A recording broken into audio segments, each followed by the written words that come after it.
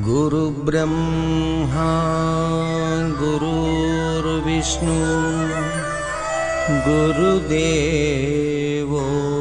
महेश्वरः गुरु साक्षात् परब्रह्मा तस्मै श्री गुरवे नमः। ध्यानमूलं गुरुर्मूर्ति पूजामूलं गुरुर्पदम् मन्त्रमूलं गुरुर्वाक्यम् मोक्षमूलं गुरुकृपा।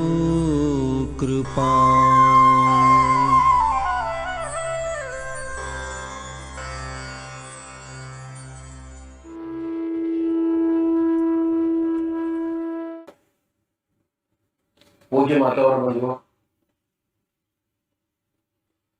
अभी एक भजन होगा और भजन के साथ साथ सभी भाई बहन अपने अपने इसका ध्यान करेंगे। कल बहुत डिटेल में बताया कि ध्यान कैसे किया जाए। देखिए, पूजा 3 प्रकार से। पहली शारीरिक पूजा,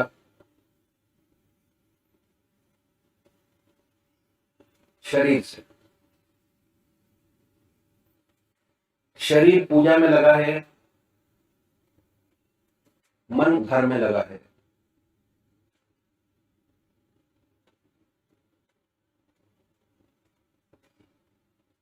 उसमें जो चीजें आती हैं, मंदिर जाना, जल चढ़ाना, आरती गाना,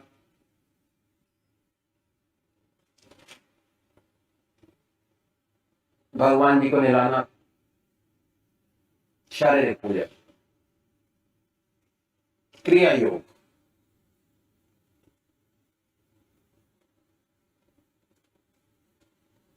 मन आपका जब तक आप क्रिया योग में लगे हैं, आपका मन आपके इसके चरणों में लगा है। क्रिया योग। और जैसे ही आपने वो क्रिया खत्म की, फौरन मन संसारिक कामों में लग गया। बल्कि क्रिया योग करते करते भी मन आपके इसके चरणों में पूरा नहीं लगता। दूसरी पूजा, ध्यान, मन से। इसमें दोनों चीजें शामिल होती हैं, मन भी शामिल है और शरीर भी शामिल है। इसकी जो कैटेगरी है उसमें आते हैं ध्यान योग, सहज योग, आनंद योग, हठ योग। मन से। मन आपके इसके चरणों में ऐसा लग के रह जाए, उस समय ना कोई बात आपके जहन में आए, ना दिमाग में आए।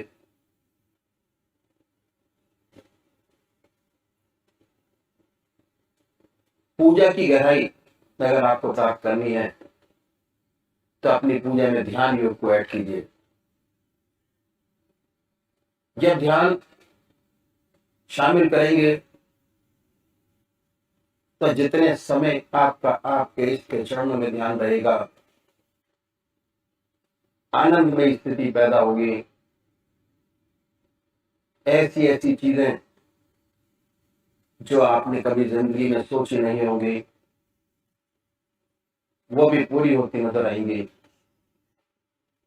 मन आनंद में रहेगा, शांत रहेगा, कंसंट्रेशन बढ़ेगा जिस काम को करेंगे। जो काम पूरी कंसंट्रेशन के साथ किया जाता है,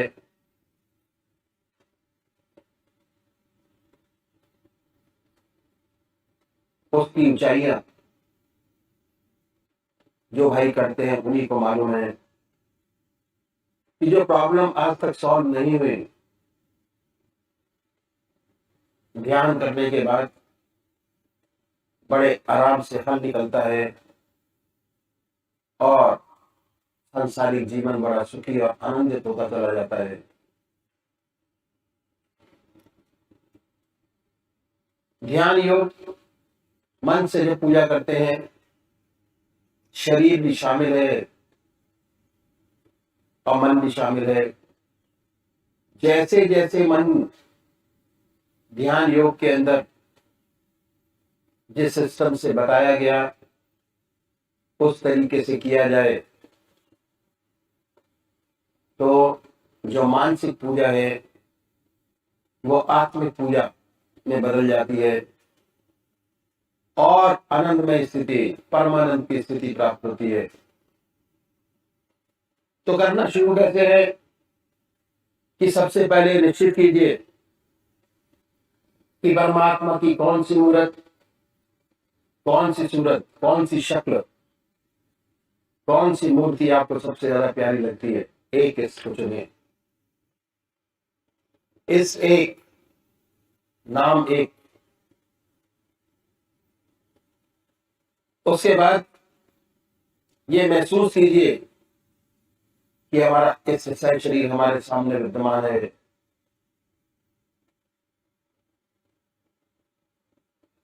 हमारे सामने है। जैसी ऊंची भावना आपके आपके इसके प्रति होगी, उतना जल्दी आपका मन आपके इसके चरणों में लगेगा। जब तक आप ध्यान करते हैं उन्हीं के ख्याल में रहिए, उन्हीं को देखिए।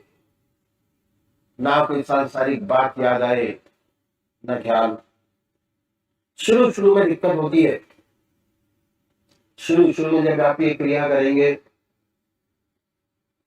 तो बहुत सारे विचार आपके सामने आएंगे। जैसे जैसे इस क्रिया में डूबते चले जाएंगे ध्यान योग के, वैसे वैसे विचारों में कमी आती चली जाएगी और एक समय ऐसा होगा आप होंगे, आपके इष्ट का ध्यान होगा, आपका इष्ट आपके सामने होगा। हृदय की हर धड़कन पर जो नाम आपका है, जो आपने चुना है, जो आपको सबसे ज्यादा प्यारा लगता है, उसको हृदय से, हृदय की हर धड़कन पर उच्चारित होते सुने। और जब तक ऐसा ना हो, बड़े प्यार से अपने इष्ट के नाम को जिह्वा से ले सकते हैं। दूसरे वो भाई हैं जो निराकार भगवान के उपासक हैं। ओम, अल्लाह, वाहेगुरु, जीसस क्राइस्ट, गॉड। बड़े प्यार से नाम को चुनिए, जो नाम आपकी आत्मा को अच्छा लगता है। चुने। दिल की हर धड़कन पर उस नाम को उच्चारित होते सुने और ये महसूस करें कि जब हमारे दिल की धड़कन धड़कता है, दिल की धड़कन से नाम निकल रहा है और पूरे शरीर में वाइब्रेट करता है, उसकी वाइब्रेशन को महसूस करें और परमानंद की स्थिति को प्राप्त करें। तो अब ये भजन होगा और भजन के साथ साथ सभी भाई बहन अपने अपने इसका ध्यान करेंगे।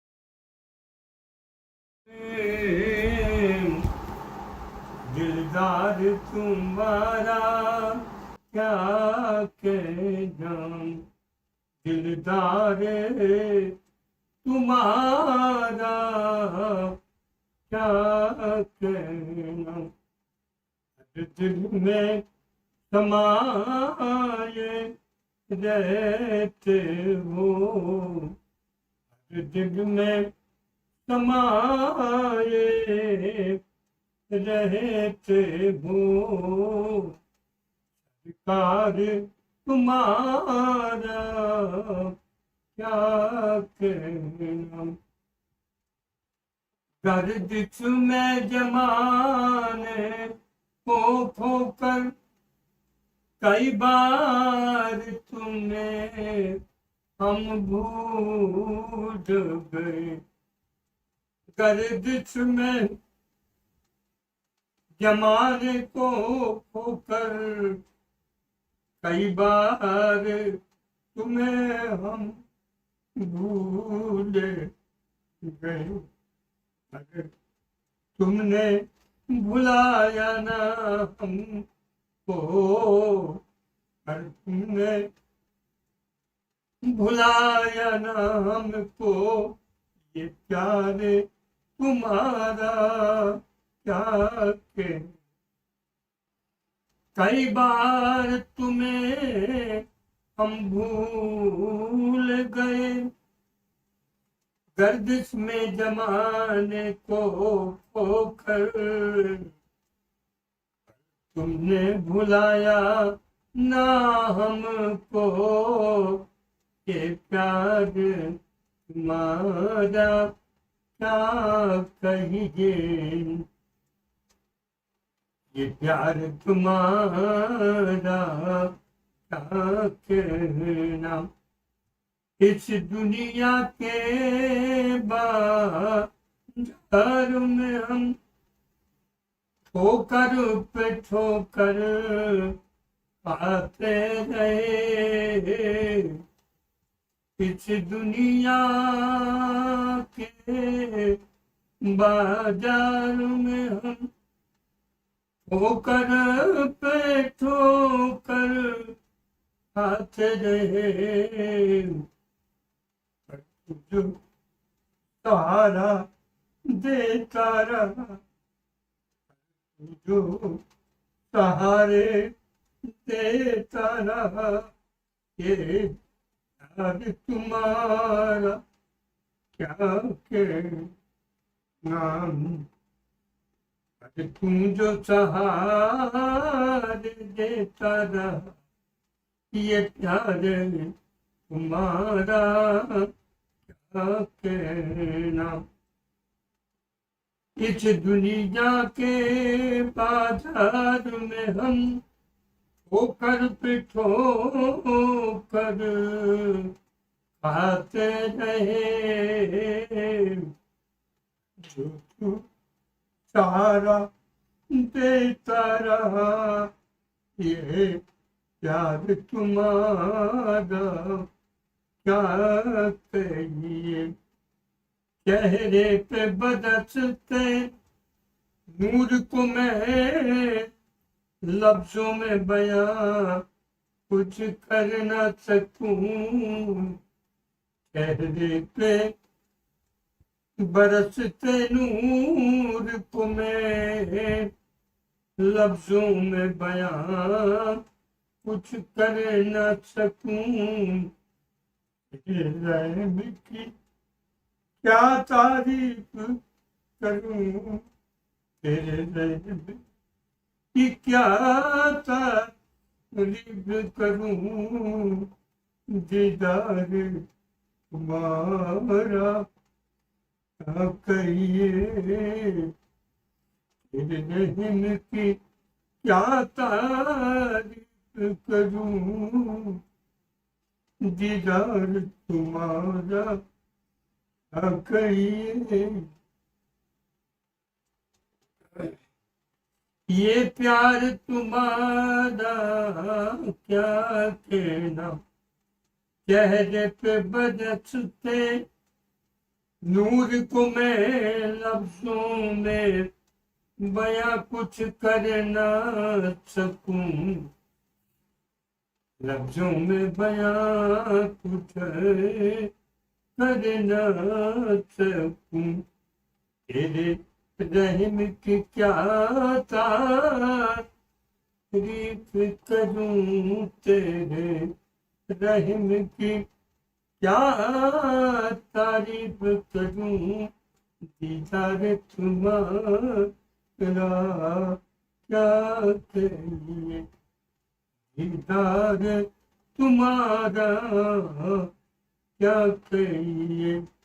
हर दिल में समाए रहते हो, हर दिल में समाए रहते हो, सरकार तुम्हारा क्या कहिए, सरकार तुम्हारा क्या कहिए। हम भी हैं तेरे दीवानों में, दिलदार तुम्हारा क्या कहें।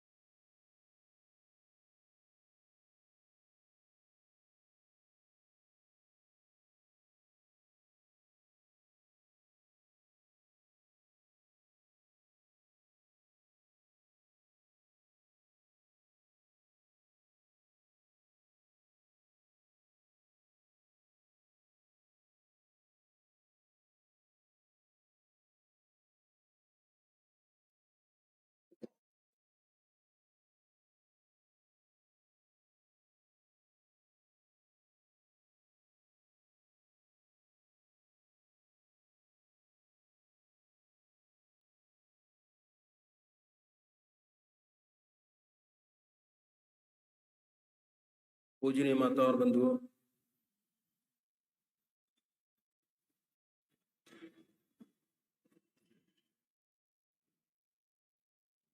कल मैंने आपके सामने पूजा क्यों और कैसे करें उसके विषय में बताया। अब पूजा करने की विधि आपके सामने रखी।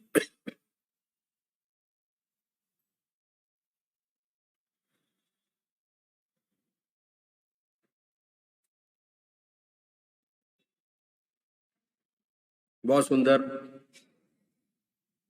तरीका आपके सामने रखा।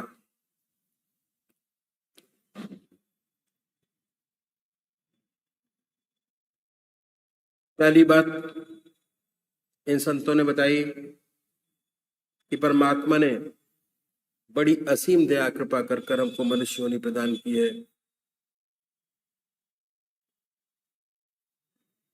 और ये उसकी सबसे बड़ी देन है जो हमारे पास है। मनुष्य योनि एक ऐसी योनि है जिसमें परमात्मा ने विवेक बुद्धि दी है, कर्म करने की स्वाधीनता दी है। बाकी 84 लाख योनियां भोग योनियां हैं। बड़ी दया कृपा कर हमें ईश्वर ने मौका दिया और समय दिया, हमें इसका पूरा पूरा लाभ उठाना चाहिए। कहा है, बड़े भाग्य मानुष तन पावा, सुर दुर्लभ संतन गावा, साधन धाम मोक्ष कर द्वारा, पाए न जहीं पर लोक सवारा।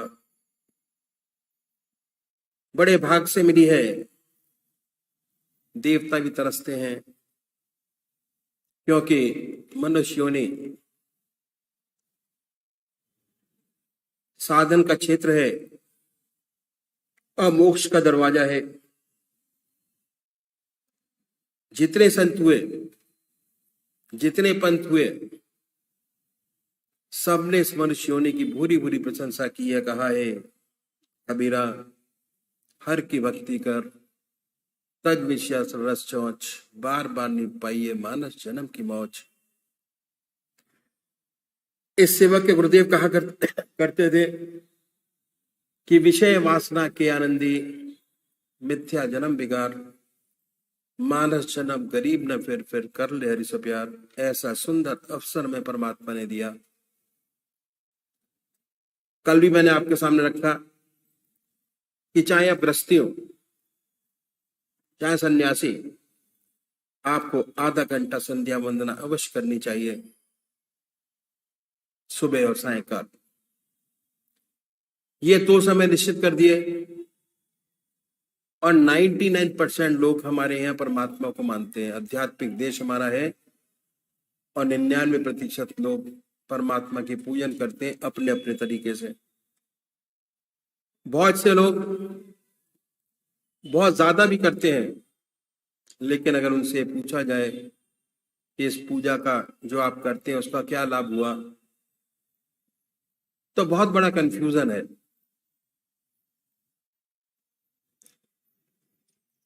बस सिर्फ यही बात सामने आती है कि हम करते हैं, हमारे दादाजी करते थे, हमारे पिताजी करते थे, हम करते हैं, हमारे बच्चे करते हैं।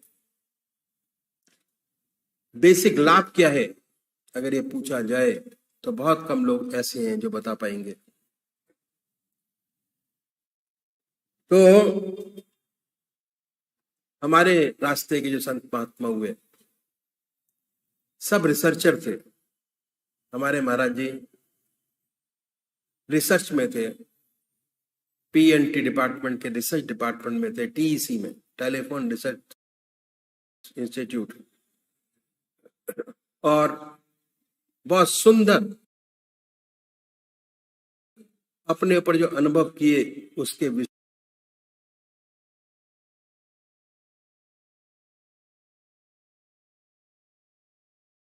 विषय पर लिखा और रास्ता कोई निकाला, लिख के दे दिया कि ऐसा करेंगे तो ऐसा होगा, ऐसा करेंगे तो ऐसा होगा।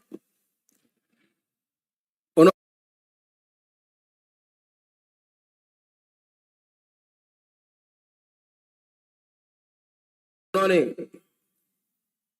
ऐसी बात बताई सामने रखी जो हर कोई जिसे अपना सकता है। बाहर ध्यान बनाए, अपने इष्ट की मूर्त सामने बनाइए, और जब सामने स्पष्ट हो जाए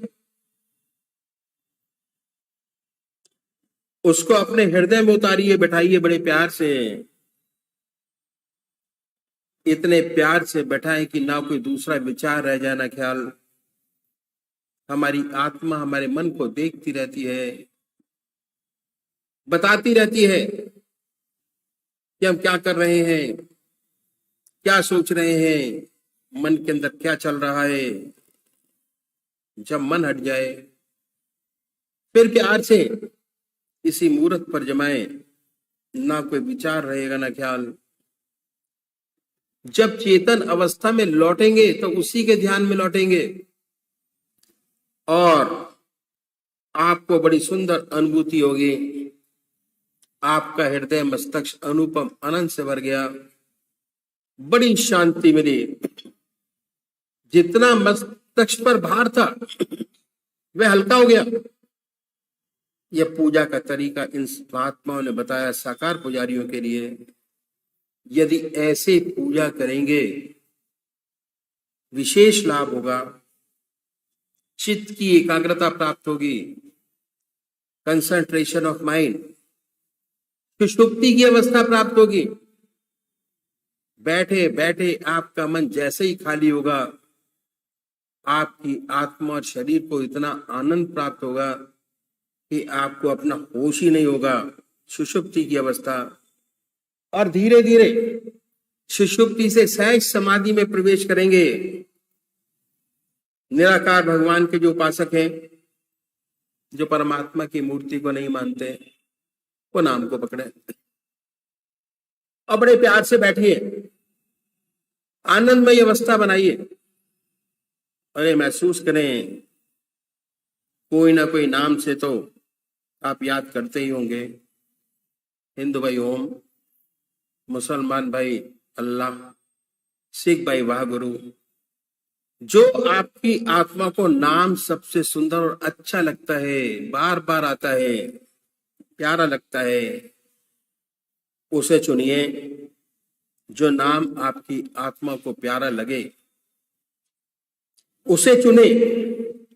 जो नाम आपकी आत्मा को प्यारा लगे उसे पकड़े, छोड़े नहीं।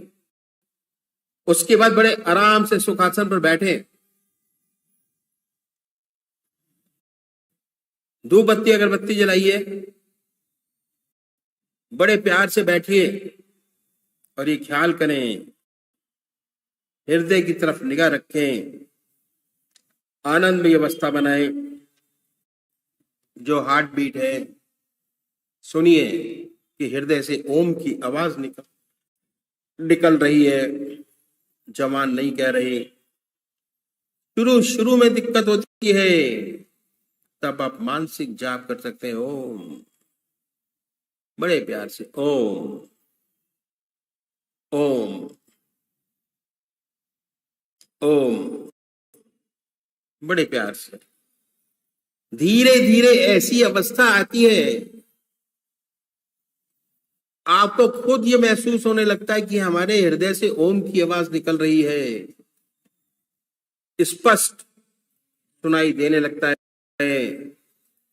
हृदय ओम ओम कह रहा है।